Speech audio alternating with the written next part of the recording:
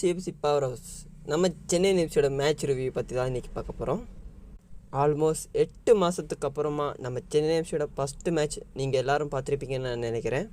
நம்ம Chennai எஃப்சியோட first match score என்னென்னா 2-0. இந்த ஸ்கோரில் நம்ம ஃபஸ்ட்டு மேட்ச் லூஸ் பண்ணிட்டோம். என்ன தான் இந்த மேட்ச் லூஸ் பண்ணியிருந்தாலும் சென்னை எஃப்சி அவங்களோட இந்தியன்ஸ் கூட வச்சு அவங்களுடைய பெஸ்ட்டு கொடுத்துருக்காங்கன்னு சொல்லணும். இந்த மேட்சோட ஃபஸ்ட் ஹாஃப் பார்த்திங்கன்னா சொல்லவே தேவையில்லை, நம்ம சென்னை எஃப்சி நல்லா தான் ஆடிருந்தாங்க. இந்த மேட்சோட செகண்ட் ஹாஃப் பார்த்திங்கன்னா நம்ம சென்னை எஃப்சி அவ்வளோ நல்லா ஆடலை, ஸ்லோவாக தான் ஆடிட்டு இருந்தாங்க.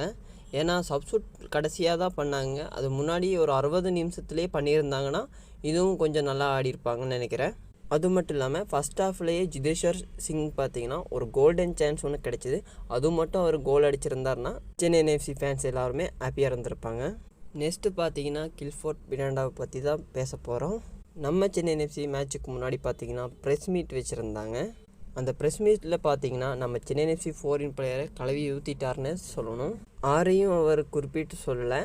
அவர்கிட்ட என்ன கேள்வி கேட்கப்பட்டுச்சுன்னா, ஃபாரின் பிளேயர்ஸ் உங்கள்கிட்ட இருக்காங்களே, அவங்க கொண்டு வந்திருந்தீங்கன்னா உங்கள் சூப்பர் கப் கொஞ்சம் ஹெல்ப்ஃபுல்லாக இருந்திருக்குமே, இந்தியன் ஸ்கோடு வச்சு மட்டும் ஏன் போகிறீங்கன்னு கேட்டிருந்தாங்க. நம்ம கில்ஃபோர்ட் மிராண்டா அதுக்கு என்ன பதில் கொடுத்துருந்தாருன்னா, என் டீமில் ஃபாரின் பிளேயர் தண்டமாக இருக்கானுங்க, நான் இந்தியன் பிளேயரை வச்சே பொழைச்சிக்கிறேன், அந்த மாதிரி குறிப்பிட்டு சொல்லியிருக்காரு. ஆல்மோஸ்ட் பார்த்தீங்கன்னா அது சீமாச்சுக்குவே சொன்ன மாதிரியே இருந்துச்சு.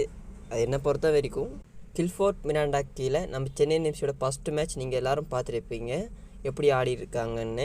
நம்ம ஹெட் கோச் பார்த்தீங்கன்னா அவருக்கு கிடைச்சதே 2 வீக் மட்டும்தான். அந்த 2 வீக்லேயே நம்ம இந்தியன் ஸ்கோடு வச்சு மட்டுமே இந்த சூப்பர் கப்பை வச்சு ஆடிருக்காரு. ஆடுனது மட்டும் இல்லாமல் நம்ம சென்னை எஃப்சி ஃபேன்ஸ் எல்லாருமே இம்ப்ரெஸ் பண்ணியிருக்காருன்னு சொல்லணும். ஏன் அப்படி சொல்கிறேன்னு கேட்டிங்கன்னா, மோகன் பகான் மாறிக்கிற டீம் பார்த்திங்கன்னா ஏஎஃப்சி கப்பும் ஆடிருக்காங்க, டூரன் கப்பும் ஆடிக்கிறாங்க. ஆல்மோஸ்ட் அவங்க பார்த்திங்கன்னா 3 மந்த்ஸ்க்கு முன்னாடியே அவங்க ப்ரீ சீசன் கேம்ப் ஆரம்பிச்சிட்டாங்க. அது மட்டும் இல்லாமல் மோகன் பகான் பார்த்திங்கன்னா அவங்கள ஃபாரின் பிளேயர் யூஸ் பண்ணியும் ஆடியிருந்தாங்க. நம்ம சென்னை எஃப்சி அவங்களோட இந்தியன் ஸ்கோடு வச்சு மட்டுமே அவங்களோட பெஸ்ட்டு கொடுத்துருக்காங்கன்னு சொல்லணும். அது மட்டும் இல்லாமல் லாஸ்ட் இயர் நம்ம ஓவன் கோயில் நம்ம சென்னை எஃப்சி என்ன பண்ணார்னு உங்கள் எல்லாருக்குமே தெரிஞ்சிருக்கும். நம்ம சென்னை எஃப்சியோட நியூ சீசன் பார்த்தீங்கன்னா அவங்களோட பெஸ்ட்டை கொடுப்பாங்கன்னு நான் நம்புகிறேன். இந்த வீடியோ உங்களுக்கு பிடிச்சிருந்தா லைக் பண்ணுங்கள், சப்ஸ்கிரைப் பண்ணுங்கள்.